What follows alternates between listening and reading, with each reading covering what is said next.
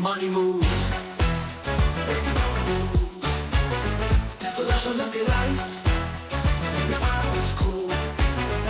Yo, success ain't a straight line, they flip their fate. Turn setbacks to comebacks, now they're straight greats. From the grind to the shine, watch the pros improve. On unconventional money, it's the next gen groove. Genius minds outside the lines. On unconventional money, we rise and shine.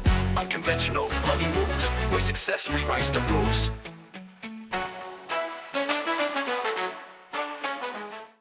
We did make it, man. We've had a little some scheduling things, but finally here we are.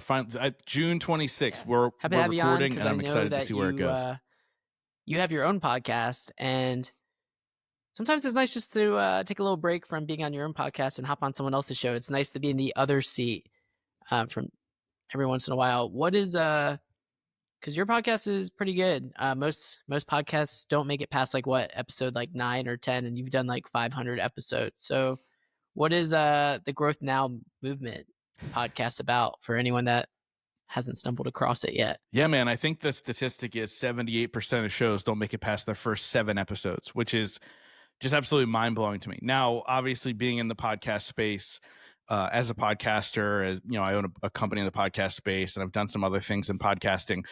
I'm not surprised, right? I think a lot of people, they think they hit record and thousands of people will show up and listen, and that's just not the case. And so I always like to say, hey, dampen your expectations. But the reality is, I started 9+ years ago recording episodes, and to kind of put that in context, when I would tell people back then I had a podcast, they would go, "What's a podcast?" And now the response is they roll their eyes and they go, "Oh God, you have one too," right? Because so many people have started them and stopped them and rebranded them and launched them again, and now all the celebrities are in the game, and it's just a different world. But the Growth Now movement started with an idea. Originally, I was like, I'm gonna interview entrepreneurs, pick their brain, figure out how to be a better entrepreneur. Because at this point, I had 3 failed businesses. I was still in corporate, but had 3 failed businesses on the side. And I was like, clearly I'm doing something wrong here. So let me interview entrepreneurs. And what ended up happening was 6 months before I launched the show, my mom lost a 20-year battle to opioids. And it really kind of rocked my world in so many different ways, and really kind of had me reflect on what is life all about. Why am I chasing entrepreneurship? Why am I chasing money? Why am I chasing things and cars and houses and girls and all these things that society said I should chase? And honestly, what happened was I started having these interviews with people that were just real and open and vulnerable, and asking them questions like, how do you find self-love? How do you overcome adversity? Tell me about your rock bottom moment and how you were able to still move forward, even though all signs pointed to failure. And I think the vulnerability of that, especially over the first 2 years, I always jokingly say that every question was for me. I shouldn't say jokingly, it's the truth, right? I was trying to figure some stuff out. And I think because of that and the real authentic version of those conversations, that's why the show took off. And about 2 years in, Inc. magazine listed my show as a top 8 podcast every entrepreneur should follow. 360,000 people read that article, and it changed my life. People started tuning in from all over the world. People started asking me to speak at their events and their corporations. And it really kind of presented a great opportunity for me to spread my mission and my message and my purpose. And just feel really blessed now, 9 years later, still being able to sit down with incredible people, pick their brain and figure out how they navigate life. It sounds like you had a child's mentality with it. You were generally and really curious to learn from other people's experiences versus a lot of people are starting a podcast because it's something that, like you said, a lot of people want to do because they think it's going to lead to brand deals or money and fame. However, if you go back and listen to the first Joe Rogan podcast, I think it was just him and a friend on a phone. Literally it was terrible, but he just likes chatting. And I believe if you really like something, regardless of the outcome, just do it and see what happens, rather than having a expectation. Once you start setting expectations on things, it makes life not as bright. Yeah, I think there's a difference between, expectations and strategy, right? So when we have an expectation on something or someone, we expect a certain response or a certain outcome, we can certainly be beaten down. I always say, your goals are very important for direction, but we can't tie our worth to that goal. And finding the joys within podcasting, I'm fortunate enough that I've grown an audience over time. But even if you have 100 people listening, I always say to people look, Like, think about, if there was a room full of 100 people, would you show up every week? The answer is going to be yes every single time. As a matter of fact, you probably pay for your plane ticket, pay for your hotel room just to get in that room and talk to those people. But we can't hit record for those 100 people. And so as far as like expectations, I mean, I didn't know what to expect. 9.5 years ago, podcasting wasn't really a thing. And 100% the childish mentality, or the child mentality of curiosity. I still say to this day, curiosity is a superpower. If you walk into the room and think you know everything, you're not going to walk around or you're not going to walk out of that room a better person. And so I believe showing up with the expectation of giving, with the expectation of making an impact, instead of how many people am I impacting, how many people are going to hire me or want to work with me. I think that changes the game as far as how often you show up. And I'm honored to say, like, I've shown up almost every single Tuesday for the last 9+ years. Cool. This will be a hoot for you to edit. I probably will just do my best. That's all you can do. That's anyway, it, man. Like, I actually was using Riverside. I had so many issues that I stopped. I was just like, this is silly. Like, I don't know why I'm paying for this. So I just was using Zoom, and I have no issues with Zoom. And then the quality on Zoom, for some reason, like, I had to go through the back end to make it like higher quality, but like the video wouldn't be very good for some reason. So I went back to Riverside, and sometimes it works, sometimes it doesn't. It literally said like their VPN system wasn't coming through. Well, fingers crossed we'll do this. If not, we'll have to reschedule because I do have a hard stop at 11:45. So yeah, so we'll make it there. So, but yeah, my internet didn't go out. I was like, uh-oh. But I was like, man, if anyone understands this calamity, it's Justin. Dude, technology. I know. So essentially, you're doing the Growth Now podcast for you to learn why your 3 businesses were failing, to gain insights to other people who had been successful. What was the businesses? Like, what was the first one, second one, third one? Yeah. So the first one was I had a business partner. We put together live in-person events for business owners, mostly local, right? And so we bring in speakers and we talk about marketing, or we talk about entrepreneurship, or we talk about customer service, or, all these different things. And we ended up doing the first ever nonprofit expo in our area, and it was very successful. And we're like, well, let's do this for businesses. And we ended up paying a speaker a ton of money to come speak at the event. Bill, if you don't remember his name, or this guy, his name was Bill Rancic. He won the first season of The Apprentice. And so at the time, it was very, like, it made sense. Most people don't know who he is now. Made most of his money in real estate, et cetera. Him and his wife ended up having a reality show. But we ended up selling 3 tickets to the event. And so we ended up losing all of our money, and we never hosted the event. And so we decided to shut the doors on that one. And I said, I'll never do live events again. Of course, I now do live events based off of my podcast. The second thing we decided to build an app, which back then was really difficult. This wasn't like now you can go on our website and say, build this app for me, and it gets built for you. Back then it was hiring designers and, creators and all these other people, graphic designers. And so it was a pricey thing, and it never ended up launching, just because of the expense that went into it and all the things in between. And then the third thing was actually the first business that took off for me, but it failed the first time, which was a podcast production company, helping people on the back end to do the back end work for them, to edit their shows, to do all that stuff. And that ended up failing. And I was like, okay, well, this isn't working out. I need to find a way to do this better. And so that business ended up being the catalyst for me to make money right off the gate of me being a full-time entrepreneur. And I was able to build that and exit that, and then move into some other things as well. Like right now I still own a company called Pod Brand. We create social media content for podcasters. And then obviously I host a mastermind for entrepreneurs and all these other things. But a lot of it is opportunity and then the correct responses, right? I'm not saying there weren't other businesses that failed along the way since success, but it was about, understanding, utilizing your resources, and most importantly, surrounding yourself with the right people through the journey. People that understand where you're at, what you're trying to build, people who push you, people who cheer you on, people who support you through that process. And that was really the biggest piece missing if I had to put it all together through those first 3 businesses. Plus I was a young man versus now an old man.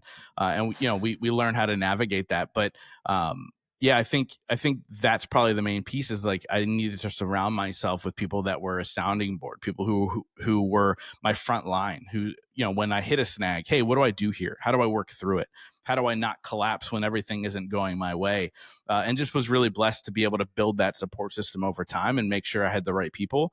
And that's kind of the biggest catalyst for me. How are you supporting yourself through the time? Like, what were you doing? Yeah. So, I think for me, there was a number of things, right? Like obviously I was going through the pain of losing my mom at the same time as I was trying to build a business. And so I think that again, it was about surrounding myself with the right people. And for me, I have 5 specific people who play 5 specific roles. And I'm actually currently writing a book about this, which is essentially the 5 people you need in your life. And so it's the cheerleader.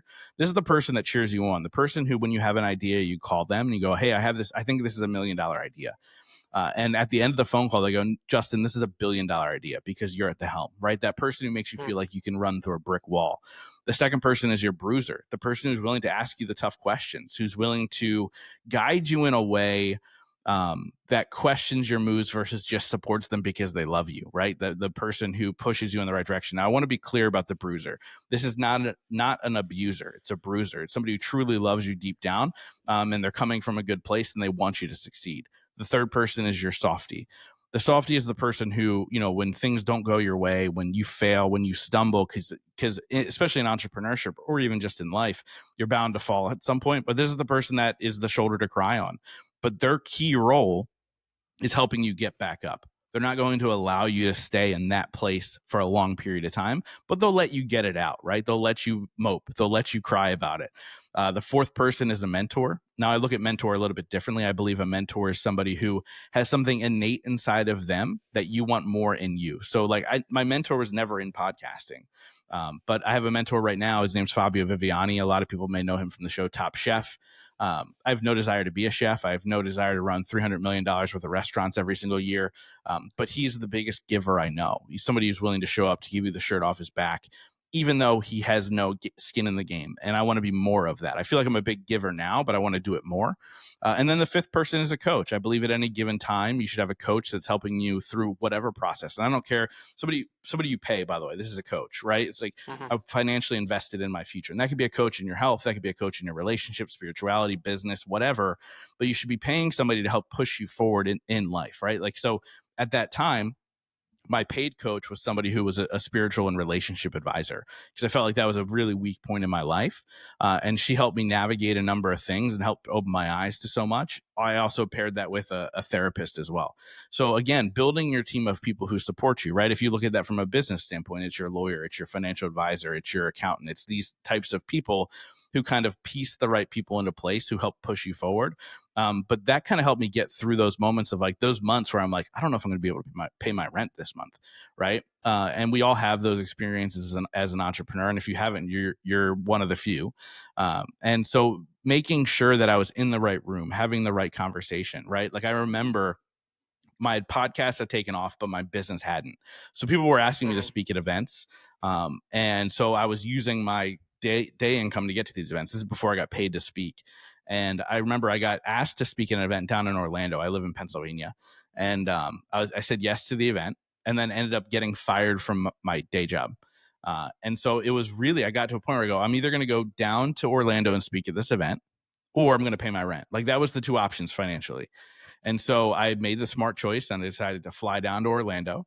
And then the crazy thing was like that event didn't pay me, right? I didn't get a client from that event.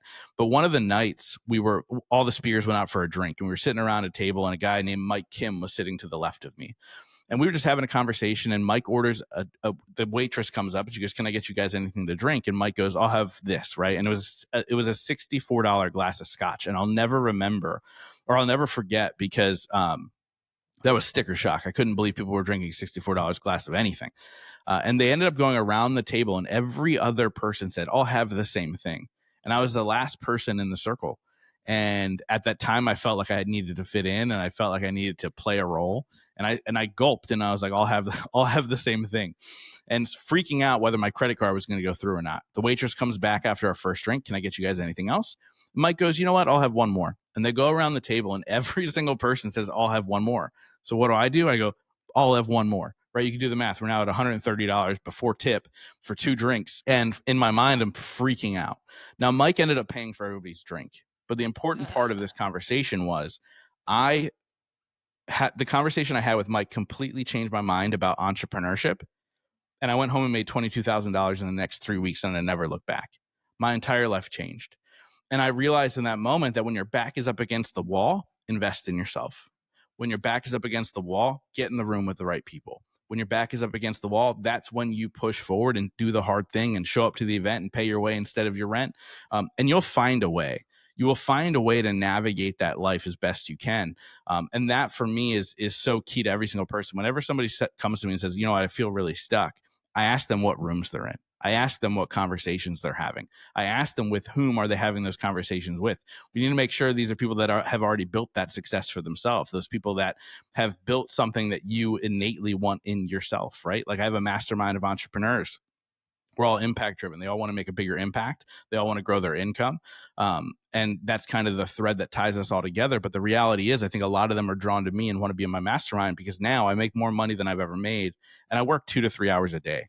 And so it's really this gift of like being able to learn from these people that are doing something, not necessarily the same line of work you're doing, but they've built something so unique that you want, and asking them the right questions. Going back to that child piece, right? Being curious, asking the right questions. It's okay not being the smartest person in the room.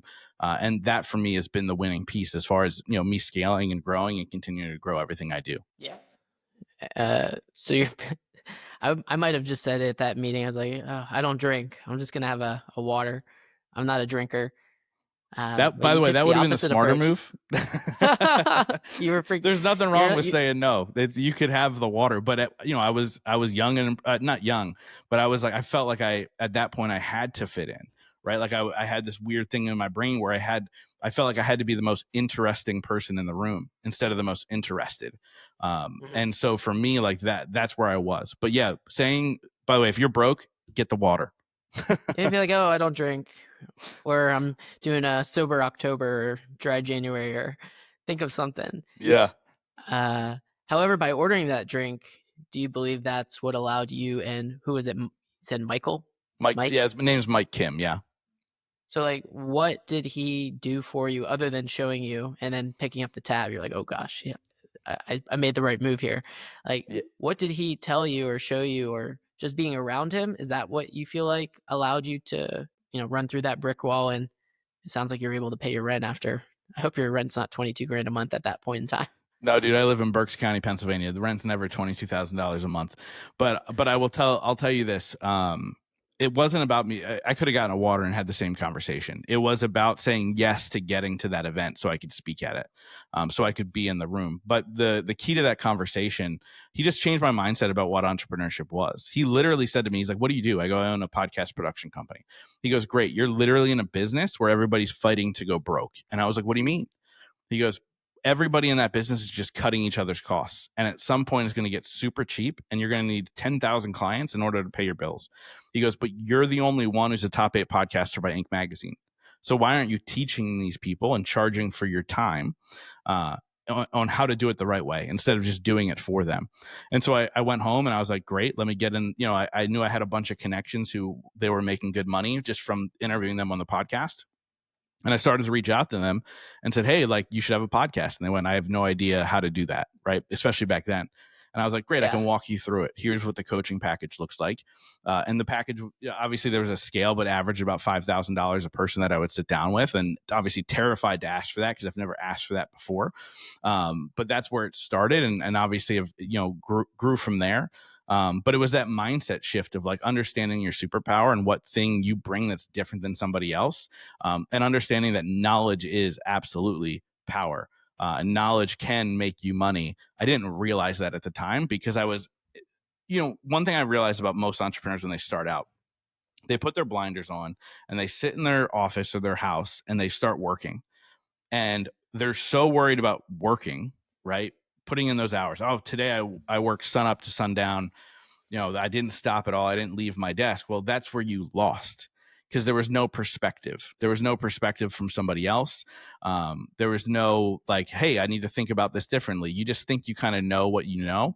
And especially early on, you feel like what I did, you feel like you have to fake it till you make it.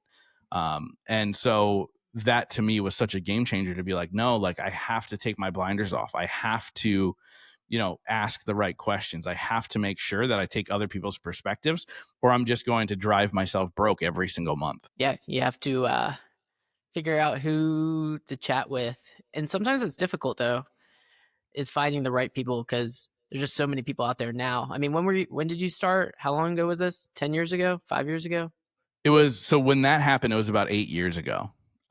When that event Yeah. occurred. So, but I've been podcasting / trying to be an entrepreneur for much longer. I mean, I think my first business I launched, I was 23. I'll be 41 in August. And so, that's coming up on 20 years of trying to figure it out, and 8 years of success. I just wish I knew the power of mentors and getting in the right rooms before, because then I'd be, I would have been an entrepreneur for 15 plus years at this point. So yeah, it was quite a while ago. But I've never stopped wanting more. Right. So one thing I do, like I host my own live events, I speak at events, I do all these things. But one thing I started doing was going to other people's events. Right. Why would I do that? I've already got the success. Why am I going to these events that are, $200-$300 a ticket? And so the room's a little bit different than the rooms I usually hang out with, because somebody in that room might say something that makes sense to me, or I might connect with one of the speakers who then becomes a friend. Understanding the idea of the true high level networking, in order to continue to surround myself with those people. Yeah, I've done that a few times, and I would go to the events, and being that I'm in the financial space, sometimes I'd feel disappointed because people would look at me like, you're too young, especially when you're dealing with like older people that own businesses. What I've learned to understand is if you can get like one little nugget from everything that you do, that's the key, versus a lot of people hire a coach and expect him to solve all their problems. If a coach can solve one of your problems, then it's a good investment, even though in the short run it might seem like, hey, this was maybe not worth the money now, but if you can take that one item and compound it over time, then it's worthwhile. However, in the moment, it could feel like, oh crap, why'd I spend money on that? Yeah, and one thing I encourage people, especially like with you in a niche of like the financial space, is to get out of your lane every once in a while. Find an event that doesn't necessarily have all financial people, right? I have 2 people in my mastermind who are in the real estate business, and they're very successful. And they joined my mastermind because it was people outside of their space, because they were so sick of having the same conversations, right? Like how to get to 100 doors or 300 doors or whatever. And so like, I think there's a lot of power too in getting outside of those spaces. Like I'm going to an event in February down in Florida, where there's no speakers. There's no speakers. It's just, you know, networking and workshopping, and it's a different approach to an event. But I was like, oh, let me get to that room and see who I can meet. But then what does that lead to? Is that a friendship? Is that a business opportunity? Is that what does that look like? I never go into anything and go, how can I get to this thing and make money? I show up and go, who do I want to know and who do I want to build a relationship with? And that to me has been the game changer for events. Originally, it was like, let me get to this event because they're going to teach me the superpower and how I'm going to make $1 million this year. But now it's like, hey, let me get to an event. Who's going to be there? How can I build that relationship? What's the key component to making sure that I take something away? And then make sure your follow-up's good to say, hey, let's hop on a call. We should see how we can support each other. Like whatever that looks like for you, that to me was also a little piece forward. And I still use that to this day. I'm never afraid to admit that I don't know I don't know everything. And I'm never afraid to admit that I can learn from every single person I interact with. I mean, I have 2 step kids who are 14 and 12. And I can learn from them every single day if I really wanted to. Like every single interaction you have is a lesson. Yeah, I was looking at going to a VidCon or something in August, like up in New York. I was like, I want to tap in more creative side of things because numbers can be very zeros and ones, very binary. But we're having another kid, so I can't go. But I want to start going to like more creative things and like being around creative people, because I feel like if you could be creative and you have a good message and you can practice hopping on a podcast, even if it's only once a week, and at least like looking in the camera, focusing and practicing on your speech, things like that, that's the real golden nugget of podcasting is you get to practice speaking and then watch it back and then like see how you're doing versus back in the day, you'd have to get an old camcorder, find some books, stack it on top of some books, press record, run in front of the camera, talk a little, then watch it back on the little screen and it may or may not work, or put it in the VHS and then the VHS gets ruined. Yeah, I mean, especially today, right? Like I know the guys who run VidCon, and like when you look at it today, it's like what can I learn, right? As an entrepreneur, it's not just old school like network in your little hometown, get enough clients, do that right thing. Like it's about content creation. It's about, showing up on the internet to let people know you're the expert. That video might not lead to a client, but it may lead to this prospect of like, let me pay attention to Joshua. Let me pay attention to Justin. Let me see what he's all about. And then down the road, who knows where that could lead, right? And so like to show up at events like VidCon or PodFest or whatever the case may be, that from that standpoint, like those are the little pieces that a lot of people miss, especially in niche markets. Like for me, I can go to pretty much anything because I'm involved in content creation. I'm involved in business. I'm involved in networking. I'm involved in all that stuff. But somebody like you or even a number of people in my mastermind, I encourage them all the time to go, look, what is not in your zone of genius that you can show up and learn from people, and then also add your value? Because even if you're not the expert in video, which I'm certainly not, by the way, but even if you're not the expert in video or podcasting, you have something to add to every single room you show up to. So how can you add value along with what can I take away here? Yeah, and it separates you from everyone else, because if you're going to a creative space and everyone there's creative and maybe you're not so creative, now you're a little different, and being different could be a good superpower. Yeah, for sure. Yeah, I need to go to something. Our daughter just turned 2. We got another one due in August. Congratulations, time has been a little man. Yeah, thank you. So time is a little harder now, with more moving pieces. However, I'm not, there's always time for events and things like that. And that's why I like doing this podcast, just having cool people on, chatting, really no agenda. It's just like, how can we meet people, have a cool convo, post it, and see what happens? Because the worst thing is maybe 100 people see it. But like you said, if 100 people were in a room, how much would you pay to be in that room to talk to those 100 people? Dude, you're 100% right. And by the way, the piece that people miss so much about podcasting, and I'm so glad you said it because that means you don't miss it, is that this is the greatest networking tool of all time. Like people don't realize that like the podcast is the greatest networking tool that you can ever imagine, right? Like even if you do one episode a week, right? So that's 52 episodes a year. When you look at it from that standpoint, that's 52 people you wouldn't be able to have any other way to connect to them with, right? Say it's the CEO of an organization. If you emailed that person and said, hey, I want to pick your brain, they are going to delete your email so quick. But if you email them and say, hey, I love what you're doing with your business, would love to have you on my podcast and talk about some of your strategies, they're going to say yes, right? And then from there, like who cares if 100 people watch this or not, right? But then you're going to create content that 300 people might see or 1,000 people might see. Like I had Kurt Angle on my podcast. If you're not familiar, WWE superstar, Olympic gold medalist. Oh, yeah. So he was on my podcast, and I did the interview with him, and I think 14,000 people downloaded the full episode, right, and listened on audio. But I have one of the reels with me and him have 114,000 views. That's a big reach. That's 114,000 people that might not know who I am. And all of a sudden they're like, who is this guy interviewing Kurt Angle? Right. And did similar things with people like Ed Milet and Gabby Bernstein and all these incredible humans, and Burt Kreischer, all these incredible humans that I've been able to sit down and interview. It gives an opportunity to make the bigger impact, right? Like 14,000 is great, but then 110,000 people watch the reel. That's insane. Like that's a massive reach of people from one 45-second clip or however long it was. And so people miss that piece. And now I can say that I've met Kurt Angle, a childhood hero, a guy I looked up to.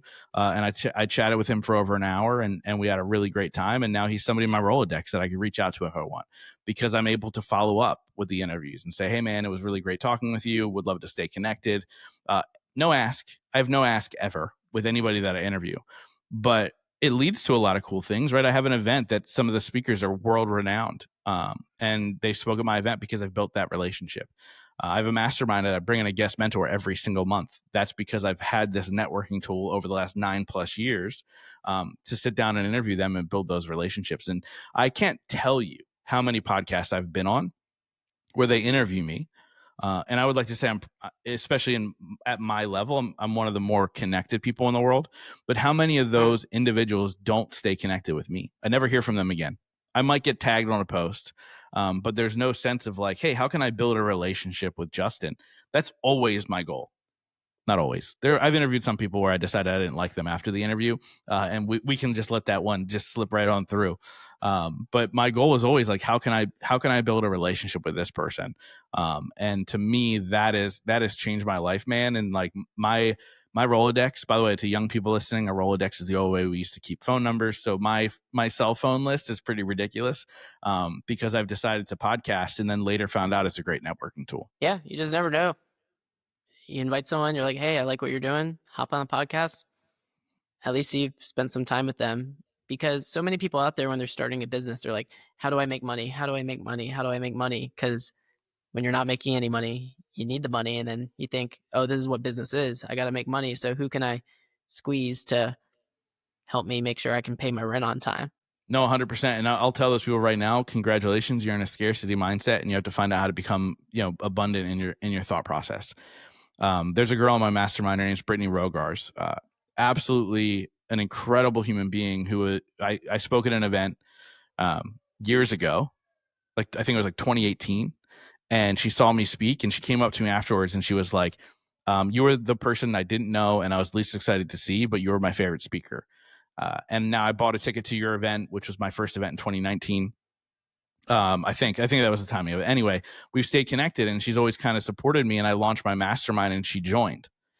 And my mastermind 6 and 7 figure entrepreneurs. What I didn't know was when she joined, she was making $30,000 a year. And there's a financial commitment to be in the mastermind, which, by the way, most people who were making $30,000 a year, if they heard the financial commitment, they'd fall out of their chair and go, maybe one day I can join. Well, she signed up. She's now been with the mastermind for 2.5 years, which has been the run of the mastermind itself. Within 12 months, she went from $30,000 a month to $30,000 a year to $30,000 a month. And that to me is like that piece of like, she was in an abundance mindset. She went, I think I have this really good idea of what I'm building right now. I just don't know what I'm doing. I'm willing to invest in myself now for my future self. And people miss that, especially young entrepreneurs, people who are just trying to piece it together, and they're worried, like you said, worried about getting their next meal. I'll share this really quick, and then I'll let you ask me the next question or wherever we're going. Talk about being a broke entrepreneur. So my podcast took off. I was making no money, and I was like, what do I need in my life to sustain myself, right? I need food and I need clothes. Obviously rent too, right? So I needed to make a little bit of money, but I was like, food and clothes. And so I reached out to 2 companies. One was Factor, which was a food company that sent food. And I said, hey, I would love for you guys to sponsor my podcast. All I would do it as an exchange for you guys to send me free food every week. They go, that sounds amazing. Let's do it. Lock it in. So they sponsored my show for 8 months. So I had 2 meals a day for free from Factor. And then there was I can't remember the name now because it was so long ago, but it was a clothing company that would send me clothes every month in exchange for sponsorship on my show. And I was like, whoa, that's pretty crazy, right? I got resourceful on these extra things that I had to spend money on in order to focus on, okay, now my bills are paid. Now how can I build abundance above that? And so sometimes it is thinking out of the box and thinking a little bit differently while you're building, but that allowed me to stay more present. And because I wasn't worried about how am I going to afford my next meal, I was worried about how am I going to get my next client? How am I going to get in the right room? How am I going to build that relationship? That's what changed the game for me early on, just getting super creative. At what point was your podcast at when you asked for those sponsorships? Yeah, so Inc. Magazine, I was already on Inc. Magazine, but we were probably about 3,500 downloads an episode. And the show at its peak was doing about 10 on average. And that was probably 2021 was my peak, and it's dipped a little bit since then because what happened in 2021, COVID, it was in 2020. By 2021, all the celebrities hopped on board, and so obviously attention goes elsewhere. But my show is still in the top 0.1% in the world. By the way, that shows perspective of reality of numbers, right? 0.1, I'm in the 0.1% of the world, and to me, that says like just keep going, right? Like I don't care if you have 100 downloads. Like what you have is powerful, and it gives an opportunity for people like me to share a message. And my whole thing is like if I can go on a podcast and change one person's life or say something that makes them look at something a little bit differently, that's all I care about. And so it's a powerful thing to be able to share your voice, and podcasting is just a great way to do it. Yeah, even if you're just on there for 3 minutes by yourself talking about your day, hey, that's a step in the right direction, especially if you are looking to do something outside of corporate America, because ultimately, if you remain a secret, then you have no business, because people have to know who you are. Even if no one's liking or commenting, it's crazy. People be like, oh, I watch all your videos. Never seen them like it, comment, or anything. And Dude, they'll it be like, pisses oh, I me see all off. your videos.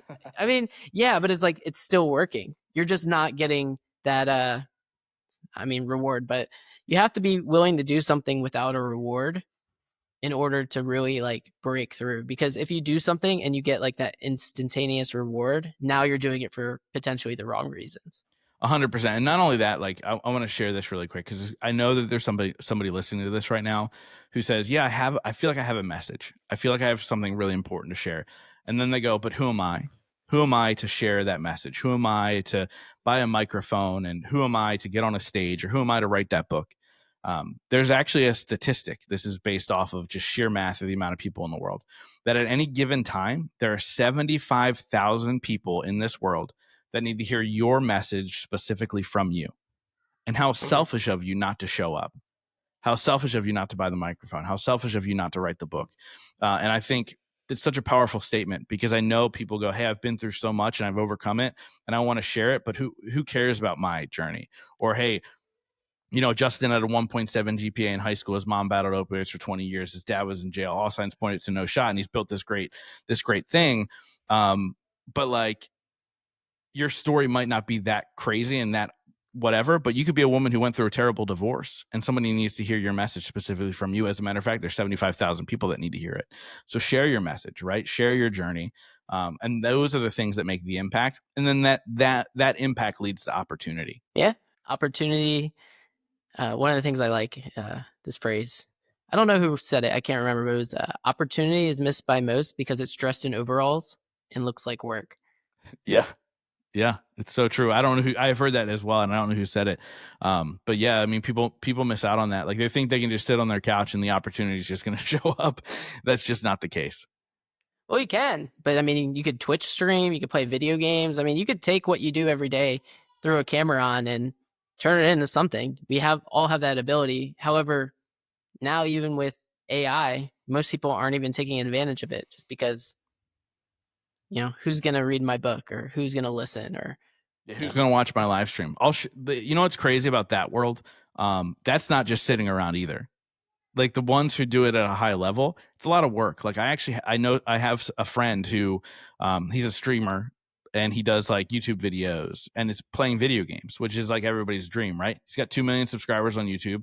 That's what he does full time. I've known him since he was 19. He was trying to be a famous singer back then. Obviously that didn't pan out. But he started playing video games online and it started to kind of grow. But like, the amount of work that he puts in, not only just playing, right? Like, by the way, as you get older, it gets harder and harder to play video games. My 40th birthday, I bought myself a PlayStation 5. And just recently I started playing again. My wife was like, you haven't played this in almost like a year. So I'm not even 41 yet. So that tells you how much I played in the last year since I bought it.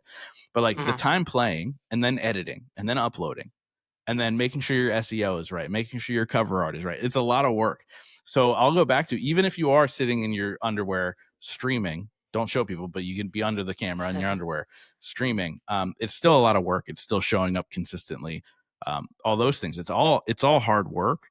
But you just got to be smart, and you just got to figure out how to do it and keep showing up and trying different things. Yeah. I got a Switch, and I got a like NBA 2K. It's like 20 or 21. It's the old one, but I'll just like be like, I need a work break. I'll play 1 quarter. Yeah. Just because like it's fun just to play a quarter. It's good to give you like that little break. I'd rather do that than hop on social media and who knows what's gonna pop up on there. So, but that's super cool. What game do you play on there? PS5. So I bought it, and I think I did Madden first, and then I played that for a little bit. I'm not a huge football. I'm a baseball guy, so I did Madden first, and then all sports games. And then at MLB, Pirates. the You're show. Pirates guy. What's that? Pirates. You're Pirates guy. No, Phillies. I'm on the other side. Phillies. Okay. You Yeah. could have gone either way. Yeah, 50-50 chance. So So then I did baseball for a while, and then I just stopped playing in general. And then just the other day, I was like, you know what? I haven't played this thing in a while. Let me download a new game. And I downloaded NBA 2K, the 25 or whatever.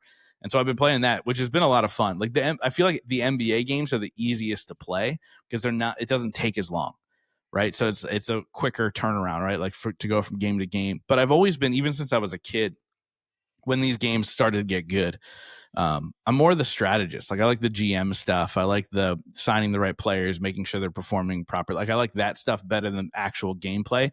It's probably because I'm not very good at the gameplay. Like I've played Madden since Nintendo or whatever, and I still can't beat more than like the level above rookie. So like, I'm just not good at it. I like the behind the scenes stuff. We wouldn't have been friends then, because I think in high school at one point I was like top 100 online for Yeah, Madden. not me. And it'd be crazy. I'd be like, hey, I'm going to throw it to this guy. Touchdown. There's just like nothing. But the game almost becomes not fun at that point. It's just like, you've kind of mastered it. But yeah, I mean, that's just like anything. Sometimes you get bored of it. But being an entrepreneur, if you get really good at something, it is going to become boring. And you have to make sure that the boring work, you continue to do it. Otherwise, you're going to end up falling behind. What's the event that you're having? And then I know you got to run, so I'll let you go. Yeah, man. So I'll kind of give a little backstory to it. So my event's called Growth Now Summit Live. My podcast is called The Growth Now Movement. Back in 2019 was the first year I did it. And the thought process behind it was I realized I had this amazing opportunity to sit down with game changers, people who want to make an impact in the world. And I get to pick their brain and I get to learn from them. And I was like, I know most people can't do this, especially at the level of the guests that I've been able to have on my show. And I was like, well, how can I take this and give this to other people? And so essentially what I did was I put together a live event that I call a day-long rock concert for entrepreneurs and forward thinkers and people looking to level up in all areas of their life. And it was a great success year one. I ended up selling it out, which is unheard of in like the live event space. But it was a lot of fun and it created connection, which is the main thing. I look at these events that we all get to go to, and the speakers are amazing. And a lot of times the speakers can be the draw. But what keeps you coming back is the experience that's created and the people you connect with. The last time I did an event was April of last year. This year. So a couple months ago was the last time I did the event. And I realized that the room was filled with not just people who bought tickets because they listened to my podcast and they wanted to be there, but people who were on my podcast as guests bought tickets and showed up. Former keynote speakers bought tickets because they wanted to be in the room. And I realized that's what the movement and Growth Now movement has always meant. I never knew what it meant. It was a word that I threw on the back because I didn't like the word podcast in the podcast title. And I go, this is the movement that I've been talking about. These people who I call friends, these people who I admire, these people who I look up to, these people who I learn from regularly, they bought a ticket and showed up and got in the room. And so we're doing it again, April 2026 in Westchester, PA, so right outside of Philadelphia. Rented out a theater. My goal is to sell it out. And so, yeah, it's been an absolute blessing to be able to do that. And so it's for entrepreneurs who want to make a bigger impact and grow their income in the process. Leans into self-development. How can you be a better person while you're building your business? We have panels and speakers and, after parties and all the things in between. And it's a ton of fun, man. So whoever's interested, they can go to growthnowsummit.com. Tickets are super affordable. That was another thing. I wanted to always make barrier of entry as simple as possible. And I always say this as a little asterisk. If you're listening to this and you feel a little lost, but you need to be in the room with the right people, and maybe the ticket is out of your price range, message me. We'll find a way to get you there. Because I want people who want to be impacted to be in that room and people who also want to impact, right? That's why my friends and these people who have been on my podcast and have spoken in the past, they want to make an impact. They care. So they show up and they pour into people in the room. And so, yeah, it's growthnowsummit.com. They can check it out. And dude, Joshua, hopefully we'll see you there as well, since you want to get to more events. I think it'll be fun. Yeah, by April, that could be doable. So, yeah, we should be sleeping by then. At that point, what I say is reach out to the in-laws and say, hey, we need you to take the kids for a couple of days. Bring your wife with you and make it a weekend, right? Like make it a good time. Yeah, her sister currently lives in Philly, so that would be a pretty easy ask. There you go, man. Sweet. Well, thanks for hopping on. We'll see everyone next time. Bye. Dude, I appreciate you. Yeah. I might have some.